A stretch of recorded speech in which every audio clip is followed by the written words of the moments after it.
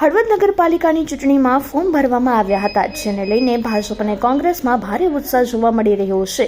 ભાજપ કોંગ્રેસ બંને પાર્ટીએ ઉમેદવારે ફોર્મ ભરી જીતનો આશાવાદ વ્યક્ત કર્યો છે। ભાજપે નેતાઓએ રેલી યોજી ઉમેદવારી પત્રો નોંધાવી હતી।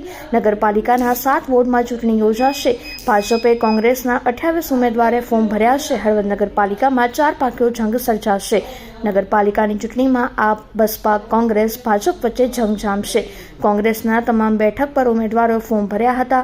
નગરપાલિકાની ચૂંટણીમાં સૌ પ્રથમવાર બહુજન સમાજ પાર્ટી તેમજ આપે પણ ઝંપલાવ્યું છે। બંને પાર્ટીના પ્રમુખ સહિતના નેતાઓની હાજરીમાં હળવદ મામલતદાર કચેરી ખાતે ફોર્મ ભરવામાં આવ્યા હતા।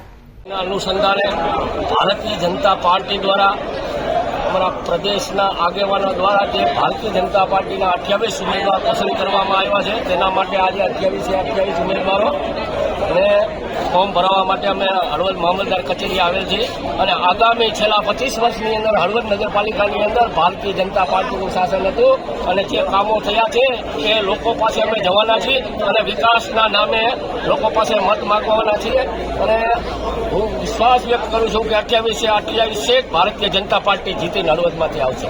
ગુજરાતની અંદર જોઈએ તો બધી નગરપાલિકા જે 68 નગરપાલિકા છે એની ચૂંટણી જ્યારે જાહેર થઈ હોય ત્યારે હળવદ શહેરની અંદર 7 વોર્ડની અંદર થઈને 7 વોર્ડના 28 ઉમેદવાર અને એના ટેકેદાર અને દરખાસ્ત કરવાવાળા તમામ કાર્યકર્તા અહીંયા આપની નજર સમક્ષ છે અને 7 વોર્ડની અંદર બહોળી કાર્યકર્તા જે એના ટેકેદારને એના સમર્થકો જે આપની સામે જોઈ રહ્યા છો કે હળવદની અંદર આ વાતાવરણ ભારતીય જનતા પાર્ટીમાં બની રહ્યું હોય ત્યારે મને વિશ્વાસ છે કે હળવદની નગર ભારતીય જનતા પાર્ટીના કાર્યકર્તાઓ ઉપર ચૂંટાયેલ જેને ચૂંટાવા જઈ રહ્યા છે એના પ્રતિનિધિ ઉપર ખૂબ વિશ્વાસ રાખી અને આગામી દિવસની અંદર વિકાસના કામને લઈ નગરનો વિકાસ થાય એના માટે હર હંમેશ ભારતીય જનતા પાર્ટી કટિબદ્ધ હોય છે।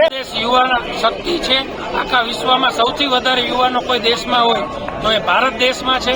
આવનારા સમયમાં ભારતીય જનતા પાર્ટીએ જે 28 મહિલા હોય, યુવાનો હોય, નિષ્ઠાવાન જે હળવદના નાગરિક કાર્યકર્તા છે એને ટિકિટ આપી છે।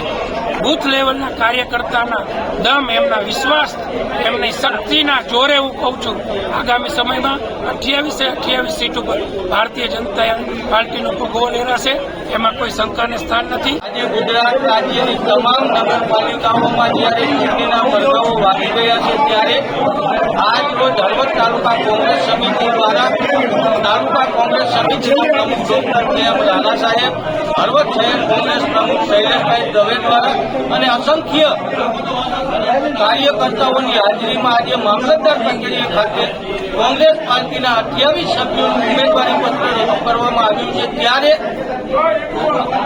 ભારતીય જનતા પાર્ટીની સરકારમાં હળવદ શહેરના તમામ સમાજના લોકોને જે અન્યાય થઈ રહ્યો છે, સમસ્યાઓનો સામનો કરી રહી છે, તમામ સમસ્યાઓનો હલ કરવા માટે આજે કોંગ્રેસ પાર્ટીએ કટિબદ્ધ છે।